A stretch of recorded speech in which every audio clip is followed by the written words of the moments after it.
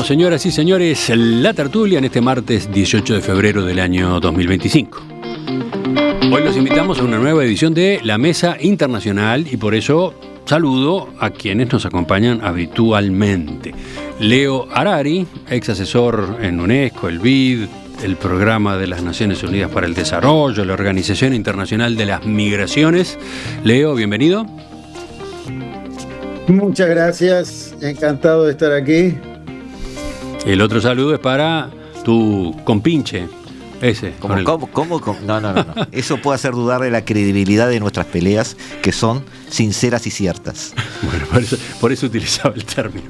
Gustavo Calvo, conductor de La Hora Global, acá en Radio Mundo. ¿Cómo te va, Gustavo? Todo bien, todo encantado de estar aquí, Emiliano, y por supuesto, muchas gracias por la invitación. Tenemos dos temas muy conectados uno con el otro, pero vamos a encararlos de manera separada. En la Conferencia de Seguridad de Múnich, este evento internacional que se celebró del viernes al domingo, había mucha expectativa por lo que diría el flamante vicepresidente de Estados Unidos, J.D. Vance. Se esperaba sobre todo que diera pistas sobre qué camino pensaba seguir Donald Trump con respecto a la guerra de Ucrania, ante el temor de que dejara a las autoridades europeas por fuera de la mesa de negociación por la paz. De eso se terminó sabiendo los detalles después, pero resulta que en su alocución Vance fue por otro camino. The threat that I worry the most about vis-a-vis Europe is not Russia, it's not China, it's not any other external actor. La amenaza que más me preocupa respecto a Europa, decía Vance, no es Rusia, no es China, no es ningún otro actor externo. Lo que me preocupa es la amenaza interna, desde adentro. El retroceso de Europa respecto a algunos de sus valores más fundamentales, valores compartidos con los Estados Unidos de América. El viceestadounidense dio un encendido mensaje donde criticó al liderazgo de la Unión Europea, en particular en materia de migración. Llegó a deslizar que la cúpula de la Unión Europea no estaba escuchando a los votantes y que eso terminaba siendo antidemocrático. Vance lo ejemplificó a partir del atentado que había tenido lugar el jueves anterior, justamente en Múnich, donde un hombre afgano solicitante de asilo atropelló a unas 30 personas con su camioneta. How many times must we suffer these appalling setbacks before we change course and take our shared civilization in a new direction? ¿Cuántas veces debemos sufrir estos atroces reveses antes de cambiar de rumbo y llevar nuestra civilización compartida en una nueva dirección?, preguntaba Vance. Ningún votante de este continente acudió a las urnas para abrir las compuertas a millones de inmigrantes no controlados. Pero ¿saben lo que sí votaron? En Inglaterra votaron a favor del Brexit y estén de acuerdo o no, votaron a favor. Y cada vez más, en toda Europa, votan a líderes políticos que se comprometen a poner fin a la inmigración descontrolada. Estoy de acuerdo con muchas de esas preocupaciones, pero no tienen por qué coincidir conmigo. En todo caso, simplemente creo que la gente se preocupa por sus hogares, a la gente le importan sus sueños, les preocupa su seguridad, su capacidad para mantenerse a sí mismos y a sus hijos, y son inteligentes. Creo que es una de las cosas más importantes que he aprendido en mi breve paso por la política. Dejar a la gente fuera del proceso político no protege nada. De hecho, decía Vance, es la forma más segura de destruir la democracia. Si observan la emisión en video, notarán cómo las cámaras mostraban a los asistentes a la conferencia, ¿no? Los rostros, las caras, las reacciones, entre sonrisas y fastidio, era lo que se veía entre quienes seguían el discurso. Pero Vance prosiguió. Cuestionó a la Unión Europea por, según él, reprimir la libertad de expresión. Bueno, unas horas más tarde, Trump lo respaldó. Cuando fue consultado en rueda de prensa, sostuvo que Europa está perdiendo el derecho a la libertad de expresión. Fue tan chocante, fue tan choqueante esa alocución que el ministro de Defensa de Alemania, Boris Pistorius, que habló en la conferencia minutos más tarde, dejó a un lado el texto que tenía escrito y optó por responderle a Vance, cuyos dichos calificó directamente como inaceptables. Un buen ejemplo de cómo cayó esa ponencia entre los líderes europeos. Y bueno, el planteo de Vance se sumó a las amenazas de Trump de imponer aranceles a la Unión Europea y los reclamos del mandatario estadounidense para que las potencias europeas aumenten en forma importante su gasto en defensa y cumplan con los compromisos que tienen al respecto con la OTAN, la alianza transatlántica. ¿Cómo vieron este zapatazo que se mandó Vance frente a los gobernantes de Europa? Lo primero que hay que tratar de aclarar, digamos, que este es un tema diferente a la de la resolución de la guerra de Ucrania. Sí, de eso hablaremos después. Es un tema que vale por sí mismo, por eso yo estaba muy contento cuando me decían que podía ser un tema separado. Digo, hay que darse cuenta del momento histórico en que está viviendo América, con esta Norteamérica en particular, Estados Unidos, con esta segundo round de Trump. Y hay que ver el particular momento histórico, político y social que está viviendo Europa, de la cual hemos hablado muchas veces aquí. Pero no, lo que dijo Vance no fue una sorpresa para mí. Unos días antes, el viernes en particular, Pete Hegseth, el secretario de Defensa, que había hablado en la OTAN, había hecho referencia a que no hay sustituto para la fuerza dura, el poder duro, tiene que ser obvia la necesidad de aumentar la capacidad industrial de defensa, y un montón de frases bastante chocantes para los europeos, y muchos esperaban que Vance y que Kellogg, que andaba por allí también, que es el enviado de Trump para el tema de Ucrania, pudiera matizar los dichos del secretario de Defensa. Yo no esperaba eso, porque hay que tener en cuenta que Trump entiende que él llega al poder con una misión, y una de sus misiones es obviamente hacer América grande, como dice él, pero otra de sus misiones es llevar adelante lo que él llama una batalla cultural. Y hay que ver todas las decisiones de política exterior también bajo ese tamiz. Vance dice que de hecho hay parte del electorado europeo que no es tenido en cuenta. Y en realidad está apoyándose en algún punto débil de la situación política europea de este momento. Es decir, ningún europeo votó ir a la guerra de Ucrania. Ningún europeo votó a favor de las sanciones que les impusieron a ellos mismos inflaciones de 2 dígitos, o les impusieron también un descenso de su calidad de vida. Ninguno de ellos votó que se armara Ucrania de tal manera que la guerra pareciera sin fin. Ninguno de ellos votó esa especie de inviernos muy crudos que están viviendo la Europa que está cercana a Europa Oriental. Y ese punto es un punto sensible en la población, y Vance lo aprovecha, porque Vance lo que está diciendo entre líneas es algo que también hay que tener muy claro. Vance está diciendo que hay un 20, un 30%, estimo yo, de la población europea que está siendo segregada políticamente, que es lo que llamamos partidos de extrema derecha, sí, con razón o sin ella, pero se refiere a eso. Los recortes a la libertad de expresión, estaba aludiendo a cómo se trata, entre comillas, en Alemania, por citar un caso, al partido Alternativa para Alemania, ¿no? Claro. Ese partido filonazi, ¿no? Con el cual, y no solo ese, sino con otros, ha tenido reuniones previas, tuvo reuniones posteriores, además al salir de este discurso se reunió con la Alternativa para Alemania, y lo que la administración Trump le está diciendo a Europa es: preferimos hablar con ellos, preferiríamos, si nosotros pudiéramos decidir, que Europa tuviera un cambio de orientación política. Lo está diciendo sin decirlo, pero lo está diciendo, y tenemos que ser realistas porque eso es lo que está pensando. Ahora, es muy impresionante la forma y el lugar donde lo dice, ¿no? Esa conferencia, ese discurso en el que habla frente a frente a los líderes europeos. No es una cuestión que se hable en una audiencia privada, en conversaciones Lo que pasa es que también ahí hay un giro, Emiliano.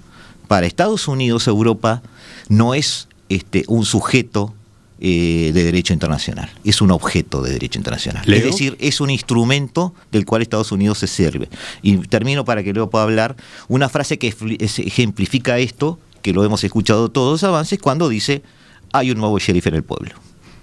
Hay un nuevo sheriff en el pueblo. Esa fue una frase célebre, ¿sí? Leo, tu visión, teniendo en cuenta además que tú, pasabas buena parte del año en Europa, en Francia en particular, ¿cómo te resultó esto?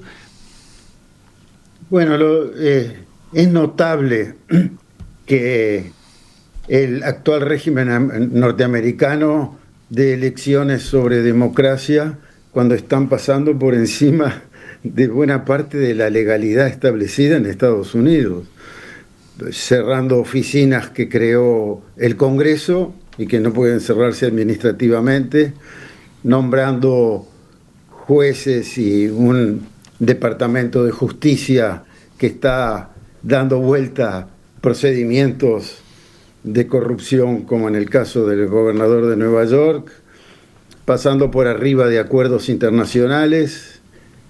Es decir, no hay duda de que es simplemente una forma de lucha. Coincido con Gustavo de que es lo que ellos llaman una lucha cultural. En realidad es un intento de usar un relato que polariza y que tiende a dividir, que es lo que han hecho hasta ahora. Cuando están hablando de que el enemigo peor no es Ucrania, Rusia, el enemigo peor es interior, lo que están haciendo es crear mayores tensiones en el seno de la sociedad europea. Ahí van a salir la extrema derecha diciendo, ven, nos reprimen, nos reprimen, nos reprimen. Es un manijazo, efectivamente, a la parte más reaccionaria, que es la que les viene bien al gobierno americano, que está en una posición de usar todo su potencial de fuerza política, económica y militar para imponer los intereses, que en mi opinión no son ni los de los Estados Unidos ni de la humanidad, sino de una oligarquía tecnocrática y un complejo militar industrial que están pisoteando lo más que pueden. Ahora en una etapa bastante interesante que tiene que ver con el tema Ucrania, que aparentemente vamos a tratar más adelante. O sea que me preguntabas cómo reaccionan en Europa. La indignación fue casi unánime de todo el establishment, digamos, de la clase política, y los únicos que estaban contentos son los más de derecha. Eso no, hay una línea divisoria muy clara. Nadie se puso realmente a tomar en serio si hay mayor o menor democracia en Europa.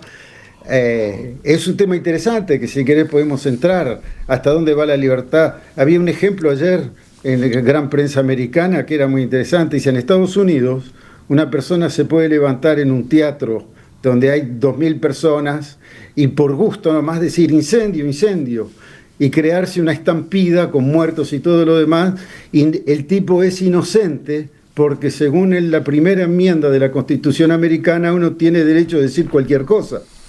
En cualquier país europeo, si uno hace eso, es un homicidio voluntario. Es decir, la libertad de expresión no es cualquier cosa, es una cuestión, y bueno, y eso se discute en unos lugares u otros, tengo más derecho o menos derecho, pero es en realidad una púa, una barra, una palanca para crear mayores contradicciones en el seno de la sociedad europea, que ya las tiene de por sí. Sí, sí. Llama la atención esto que podría llamarse intervencionismo, ¿no? Cómo Estados Unidos se mete de manera absolutamente desembosada, ¿no? Con sus principales voceros frente a gobernantes europeos en la política interna de esos países. Lo hace como parte de esa batalla cultural a la que ustedes aludían, pero en un cronograma de una intensidad y una densidad pocas veces visto, ¿no? Yo no sé si ustedes tienen claro el almanaque, pero no hace un mes que asumió Trump. Hoy es 18. Sí, muy rápido. Trump asumió el 20 de enero. Y desde entonces lo que hemos visto es una locomotora imparable, ¿no? Abriéndose en varios frentes. En particular eso tiene una lógica. No es ni capricho ni casualidad. Estados Unidos en este gobierno está dispuesto a usar su poder, que es real y que es grande, y que está cuestionado cada vez más. Está perdiendo el control sobre los bordes y con imposibilidad de resolver problemas que son reales y que son globales y que los ignoran. Y van a jugar a eso, a la fuerza. Y su metodología sale de los grupos de choque. Ya lo vemos tantas veces en los episodios de Netflix y otros, cuando quieren atacar un lugar. El asunto es desbordar los primeros segundos para dejar al enemigo bajo el shock y el estupor. Y esto es lo que están usando, el shock y el estupor, tirando una cosa tras otra sobre la agenda, radicalizándola, brutalizándola, para dificultar la respuesta y sobre todo alejarla de respuestas racionales. Sí, sí, sí. Porque en las respuestas racionales no marcha acá, esto es de fuerza bruta. Y bueno, la están usando bien, lo más que pueden. Pone patas para arriba, bueno, una cantidad de esquemas, costumbres, tradiciones, en este caso en cuanto a relaciones internacionales, en cuanto a la diplomacia, ¿no? Y sigue para adelante. En Europa los gobernantes, los estadistas, los líderes están como perplejos, ¿no? Como preguntándose cada día con qué más va a salir Trump, ¿no? ¿Qué nos depara hoy? ¿Gustavo? Sí, me parece que hay que ver algunos aspectos que tienen que ver con esto. No digo lateralmente porque son también protagonistas, pero no caer en análisis demasiado simplistas de que, bueno, hay un nuevo sheriff, pero el sheriff es muy bruto, entonces no sabe lo que hace, entonces ya está, ahí se explica todo.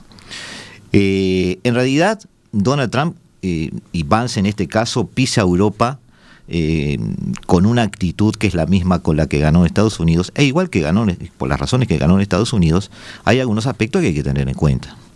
Donald Trump ganó en Estados Unidos porque en primer lugar había un partido demócrata totalmente inoperante, ineficiente, que le daba razones para ganar, merecía perder de alguna manera.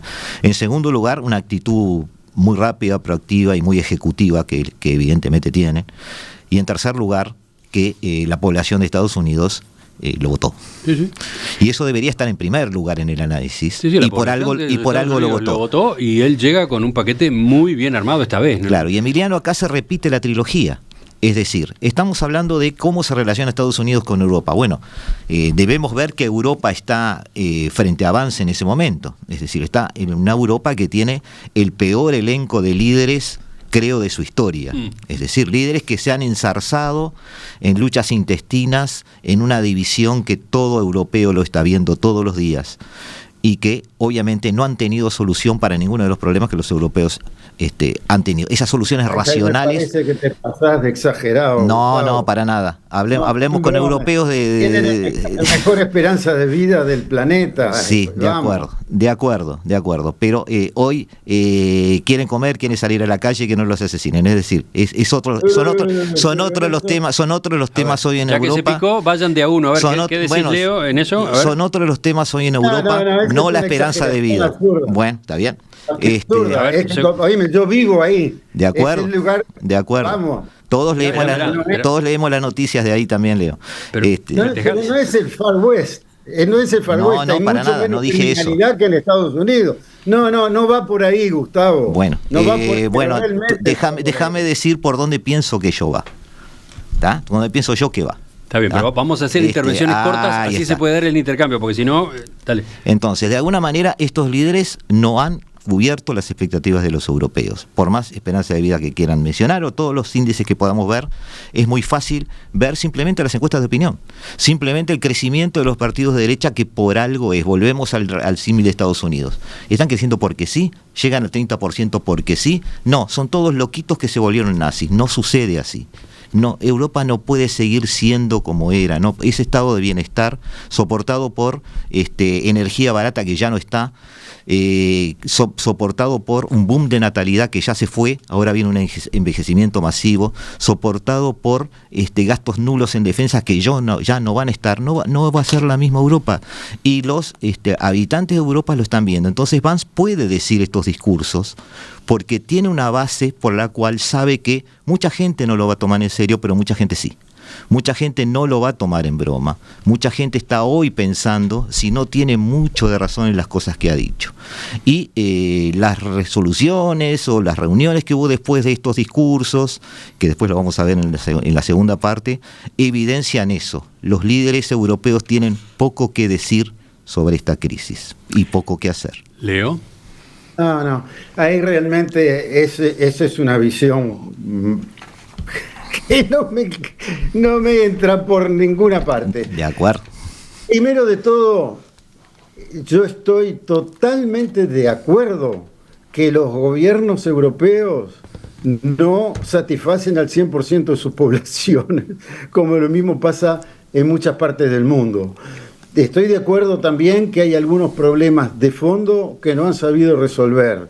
Yo considero la socialdemocracia como que se quedó atrás en sus compromisos con lo social para dedicarse a gestionar crisis recurrentes del sistema y no han ido suficientemente lejos. Y hay, desde que existe el sistema más o menos democrático, siempre hay 20-30% que están en la oposición y así funcionan las cosas. Pero no va por ahí.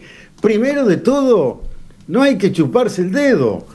Europa y Estados Unidos son lo mismo. Los mismos capitales hacen marchar la economía norteamericana y la europea. Cuando están en conflicto de competidores, de competencia en el mismo negocio. Que si uno tiene Boeing, el otro tiene Airbus. Si uno tiene la fábrica de esto, el otro tiene la fábrica del otro. Están en competencia, son el mismo sistema político y económico que ha permitido el desarrollo y lo ha frenado para una capa de la población que no va lo suficientemente rápido y que transfiere gigantescas cantidades de recursos para un grupo pequeño de gente. Los millonarios europeos se encuentran con los millonarios norteamericanos y con los oligarcas rusos y con los emires petroleros en los mismos balnearios y en los mismos casinos y en los mismos bordeles. Entonces, es la misma gente. La lucha Europa-Estados Unidos es bluff. Lo que hay es otra cosa. Es quién maneja dentro de ese sistema la maquinita ahora. Y la ha tomado en vanguardia una derecha reaccionaria, incapaz de pensar el mundo más allá de qué porcentaje van a sacar de su capital cuando lo inviertan en algún lugar. Y entonces, como están en un momento de fragilidad, no de fuerza, tienen la fuerza más grande del mundo, pero son frágiles porque están viniendo a ser cuestionados de verdad, están usando esa fuerza. Y esa fuerza se apoya ¿en qué? En el miedo de la gente. Miedo justificado, porque en los últimos 30 años no les ha ido bien, no les han cumplido con los versos con que los encantaron antes. Y hay grandes frustraciones. En Europa hay frustraciones porque no se crece tan rápido como se estaba creciendo. En Estados Unidos hay frustraciones por la misma razón y porque además mandan a los chiquilines a hacer la guerra en países donde ni entienden una palabra de lo que están haciendo. Entonces, termino con lo siguiente. Esa crisis se inscribe en crisis que son tipo global, como el cambio climático, como los problemas de salud, como los problemas de migraciones, para los cuales este sistema no tiene respuesta. Por lo tanto, tiran para adelante los conflictos hasta que revienten. Creo que Leo ha interiorizado la emocionalidad europea y tenemos en la mesa el mismo problema que tuvieron en Múnich. Es decir, Europa cree que es lo que era y ya no es. Esos multimillonarios son americanos y los europeos están desapareciendo. Las industrias europeas están desapareciendo. Se está desindustrializando Europa. Esas fábricas de automóviles ya son la mitad a fines del 2025. Es decir, Europa es un actor de reparto. Esto no es para minimizar Europa o insultarlo ni nada, sino que pienso que si uno quiere resurgir, si uno quiere reinventarse, si uno quiere replantearse un reseteo, lo primero que tiene que hacer es realista y ver dónde está parado. Y hoy Europa es un actor de reparto y quien marca la tendencia, digamos, de este lado de Occidente, es Estados Unidos, no Europa. Es Estados Unidos, no Europa. No son lo mismo. Estados Unidos no piensa que es lo mismo que Europa. Y Europa se está dando cuenta de que no es lo mismo que Estados Unidos. ¿Qué decías, Leo? No, primero que Europa es un término genérico. O hay Europa o hay la Unión Europea. Europa es un continente, es un concepto geográfico. Ahí son 27 países. Está también el Reino Unido fuera de eso, pero es Europa. O sea, tenés de entre los 10 primeros personas más ricas del mundo, una mitad son europeos. Si tenés empresas de punta que son europeas, se caen 10 veces más Boeing que Airbus, porque era de lo que hablábamos. Tenés la primera empresa aeronáutica del mundo, tenés la agencia espacial y tenés además un sistema social del cual yo no lo cambio por nada en el mundo. La medicina es mejor y es más barata. La educación es mejor y más barata, excepto en algunas cuestiones de élite, donde solo te enseñan premios Nobel, y tuve el honor de estudiar en una de esas universidades en donde una buena parte es una estafa también. Pues te meten un premio Nobel que viene a hablar de sus libros, pero en realidad no aprendes nada. Es cierto, sí, pero entonces, estamos hablando de quien toma decisiones, Leo, y no se toman decisiones por eso. Yo lo dije con claridad y lo vuelvo a decir. Están usando a fondo el poder real que tienen, y lo tienen, porque es la última trinchera. No es una proposición para ir para adelante. Una proposición están a la defensiva, estoy de acuerdo totalmente. Bueno, y están dando piñas para todos lados y estamos en un periodo peligroso. Peligroso porque es el gigante herido. Pero eso hay que entender. Y no hay que achicar a Europa porque la esperanza está ahí. Es el único continente que ha hecho mejorar la calidad de vida sistemáticamente a la gente de los últimos 50 años. A ver, Leo. De todos modos, creo me interesa, que podríamos poner un punto acá. No, está bien, solo quería redondearlo, pero para atender un puente. Leo, no la quiero minimizar. Es más, yo creo, desde un punto de vista filosófico incluso, y cultural, y tradicional, y histórico, y civilizatorio, que en Europa está lo que pueda venir en el futuro si es que Occidente da la batalla y la gana. Yo creo en eso, sinceramente. ¿Ah?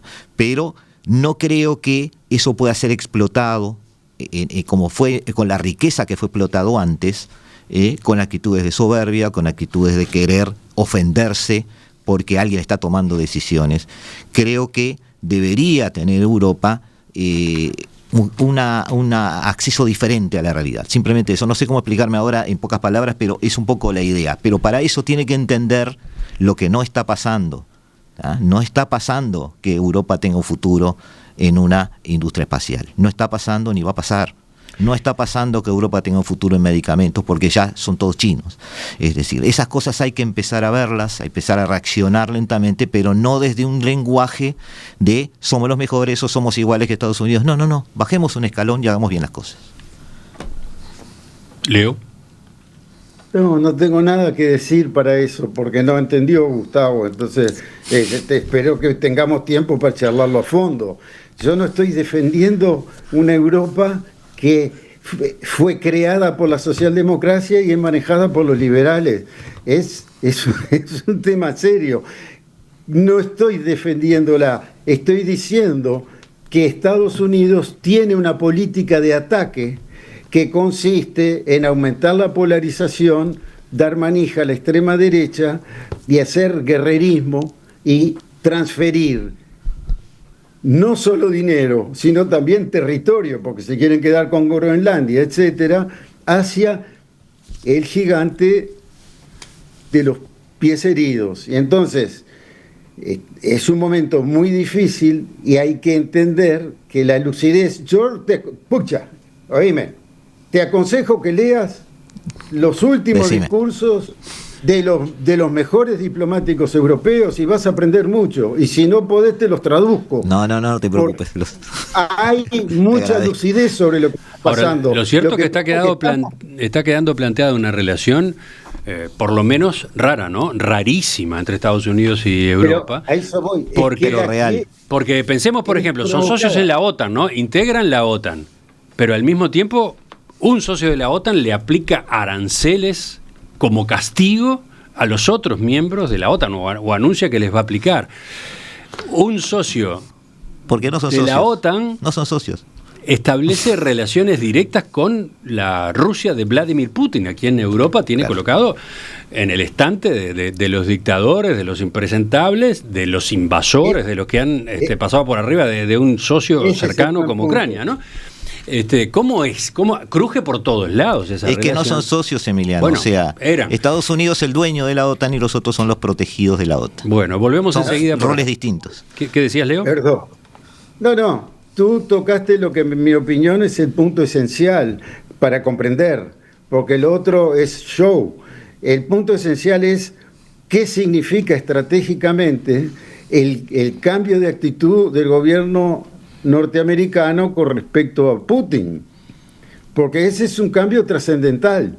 No se olviden que cuando empezó la invasión rusa a Ucrania, Estados Unidos era el primero que estaba pronto para ayudar, y hoy están pronto para ayudar a Rusia. Eso es obvio que agarraron el programa de Putin para llevar adelante, para terminar esa guerra. Entonces, hay que interpretar eso dentro del contexto que corresponde, que es un contexto en donde sigue siendo China el adversario principal, del cual no se habla para nada. Sí. China sobrevuela toda esta discusión, pero no lo mencionamos. ¿Qué pasa cuando Estados Unidos, a través de Trump, se acerca a Rusia? ¿Busca, por un lado, atenuar el vínculo Rusia-China? Es una pregunta posible, ¿no? Y al mismo tiempo busca generarle un problema a Europa, que obviamente en principio está enfrentado con Rusia. Mira, desde siempre Trump ha elegido Rusia con respecto a Europa. Yo no sé si se acuerdan, en el primer gobierno Trump, cómo insultaba a la Merkel, cómo insultaba a Alemania, la despreciaba abiertamente, y estaba todo el tiempo amenazando a los países de la NATO para que pongan más plata, cosa que siguen haciendo. A la Merkel no está, pero se la agarra con los sucesores. Eso es un cambio muy importante. Además, no coincide exactamente con los lineamientos que venían saliendo del Pentágono, donde atacar a Rusia era indirectamente tratar de debilitar a China, porque Rusia se suponía el gran aliado de China, y ahora están jugando a ver cuánto lo seduce uno al otro, cosa que, en mi opinión, deja puntos oscuros. Es que Putin tiene un cierto poder sobre Trump, sabe cosas que nosotros no sabemos. No se olviden que Trump estuvo mucho en Rusia y tiene inversiones en Rusia, incluso un edificio que está medio construir. Entonces, ¿qué cosas hay ahí atrás, o cómo se encuadra eso en una nueva estrategia de reorganización del mundo? Porque de eso se trata al fin de cuentas. Enseguida retomamos la mesa de análisis internacional. ¿Cómo es esto de que Estados Unidos negocia con Rusia la posibilidad de salida a la guerra en Ucrania? ¿Por qué ahí no está Ucrania? ¿Por qué ahí en esas conversaciones no está Europa? Por ahí venimos en la segunda parte de la mesa internacional de hoy.